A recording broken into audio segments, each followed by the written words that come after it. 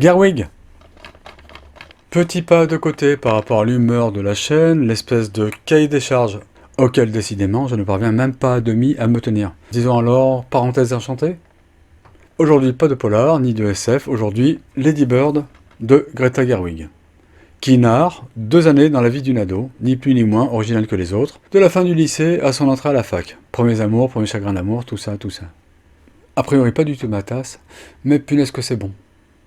Le corps du film est donc la poussée de sève de la fin de l'adolescence, mais son heure est dans la relation de cette grande gamine qui se fait appeler Lady Bird avec sa maman, qui est forcément compliquée. D'autant que la crise d'adolescence n'explique pas toute la complication. Maman est un peu nerveuse aussi, et la situation économique de la petite famille, très précaire. Les 2 actrices, mère et fille, sont des épées. Laurie Metcalf tout autant que Saoirse Ronan. Ça s'écrit comme ça, mais ça se prononce Saoirse, c'est irlandais. Et le film est balisé par leurs confrontations problématiques et pathétiques, et sinon il est monté à l'économie et avec un sens de l'ellipse et des situations qui m'a fait baver d'envie et de jalousie. C'est toute une foule de scènes très courtes qui s'enchaînent très vite, vraiment vite, et qui ne nous perdent jamais tant elles sont investies. Ça m'a impressionné.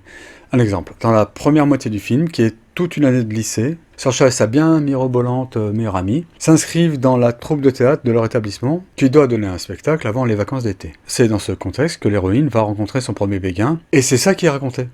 Le béguin. Du spectacle qui se monte, on a des bribes, 10 secondes d'audition pour le casting, 2 fois 10 secondes pour les répétitions, et enfin, encore 1 ou 2 images du spectacle final le jour de la représentation. C'est tout. Et non seulement le spectacle arrive à exister pleinement avec si peu, mais en plus, c'est qu'il a l'air super bien, ce spectacle. Et tout est comme ça, il n'y a pas un détail qui est traité par-dessus la jambe. J'ai pris une gifle, une leçon avec ce film-là. Qu'est-ce que cette histoire est bien racontée.